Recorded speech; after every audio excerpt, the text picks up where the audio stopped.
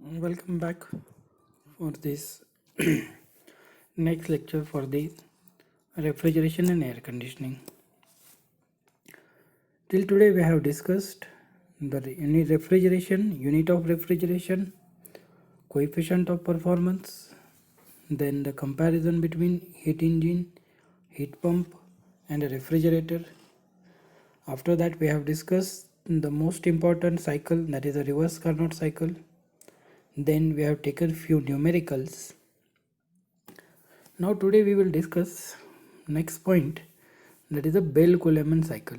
Bell Coleman air refrigeration cycle, or this cycle is also called it as a reversed Breton cycle or Joule cycle. Now what is this Bell Coleman cycle? So this Bell Coleman cycle, it is a modification of reverse Carnot cycle.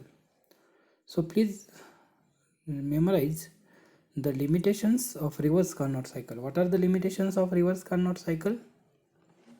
First, that is the isentropic compressions required low speed and which is not practicable. And second, isothermal compression and isothermal expansion process is not practically possible. Means if you compress, some temperature will be increased, it will not be called isothermal. If you expand, some temperature should be fall down, it will not be isothermal. So these modifications are made, and after this modification the well-known scientist, the Bell Coleman,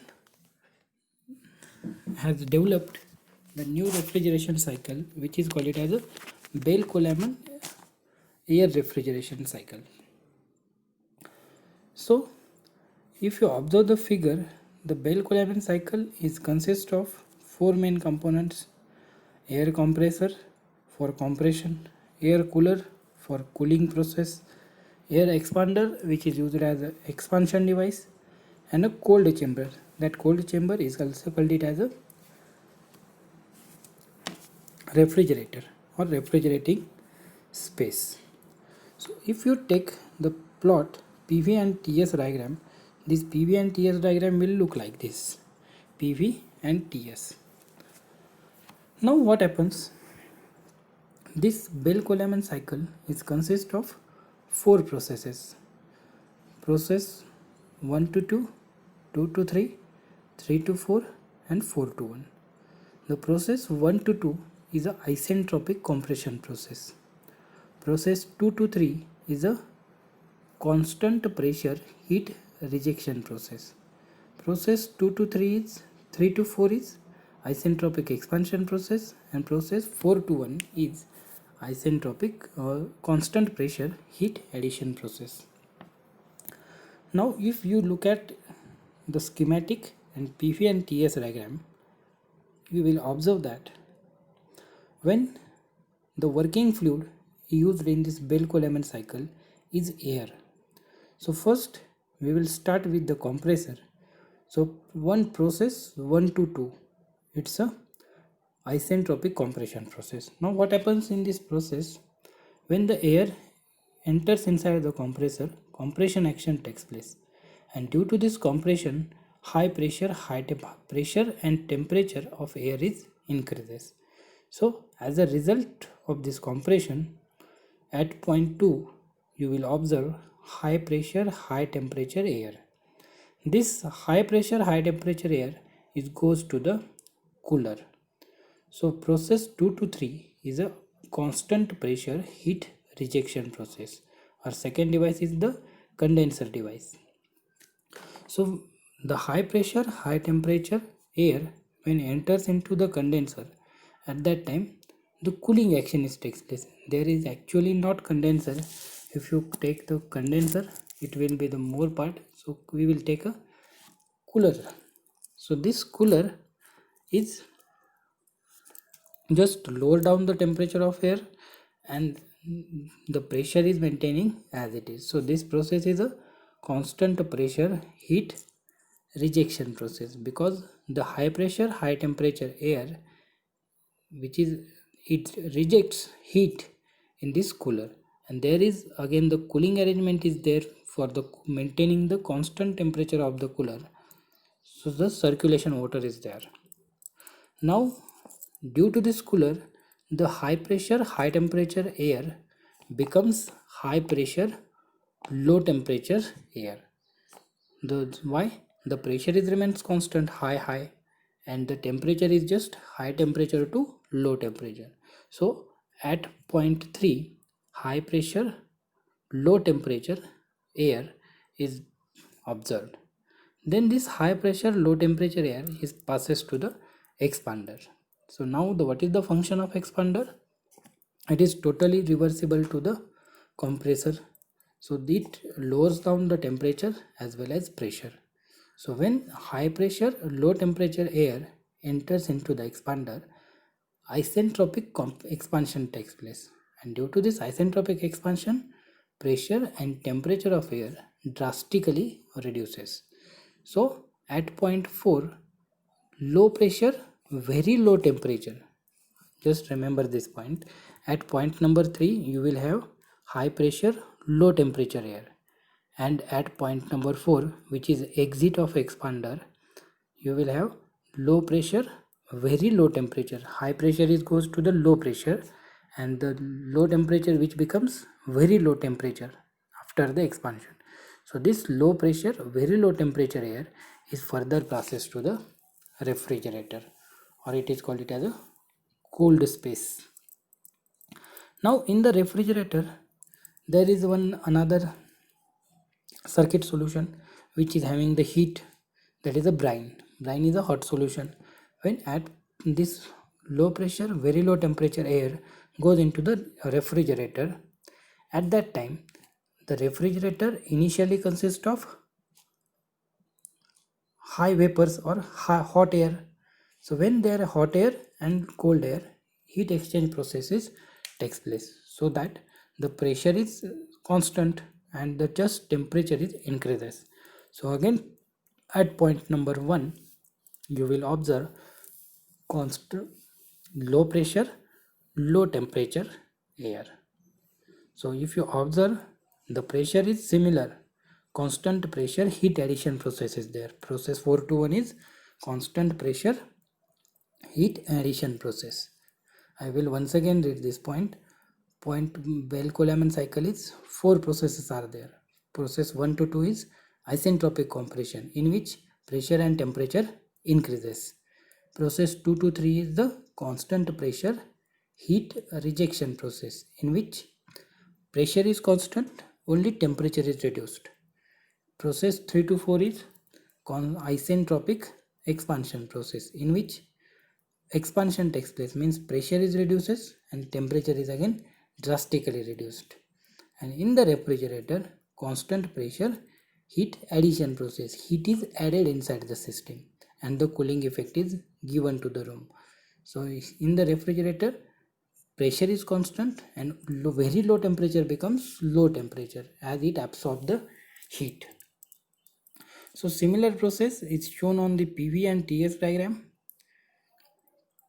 The process 1 to 2 is isentropic compression, in which pressure is increases from P1 to P2. Then at the same time the volume is reduces, because according to the Boyle's law, pressure and volume both are inversely proportional to each other. So in this case, when the pressure is increases, the volume is reduced. Similarly, in case of TS diagram also, if you observe, the process 1 to 2 is isentropic compression. Isentropic means entropy should be constant. So entropy S1 is equal to S2. If you observe there is only one straight line is there, and the temperature is increases from T1 to T2. Now process 2 to 3. Process 2 to 3 is the constant pressure heat rejection process. Process 2 to 3 is the constant pressure heat rejection process. In this process, heat is rejected to the surrounding. So this process is constant pressure process. So therefore pressure is constant. P2 is equal to P3, and heat is rejected inside this process or during this process. Means what? mCp, m is the mass of air, Cp is the specific heat of air, into bracket T2 minus T3, which is the temperature difference.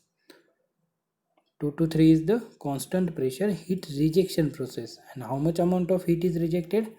Mass of air, specific heat of air into the temperature difference, mCp into T2 minus T3. Similarly, in case of TS diagram also, the constant pressure heat rejection process. So the pressure is constant, but the heat rejection process, and when the heat is rejected, temperature is fall down from T2 to T3. Observe the point 2 is slightly more or slightly above the point 3. So the temperature is dropped down from T2 to T3, and the pressure is constant. Now next, process 3 to 4 is isentropic expansion process. So if you look at in the PV diagram, process 3 to 4, so in this process pressure is reduced, isentropic expansion is there. So in the expansion, pressure is reduces as well as temperature is reduces. So in this case, pressure is reduces from P3 to P4. Pressure is reduces from P3 to P4. So as pressure is reduces, volume is increases. So volume is increases from V3 to V4. But just note that this is the two pressure system in which the lower pressure is P1 is equal to P4 and upper pressure is P2 is equal to P3. So when this expansion takes place, again the P3 pressure, which is a high pressure, is again fall down to the initial pressure, which is equal to P1. So that pressure is called it as a P4.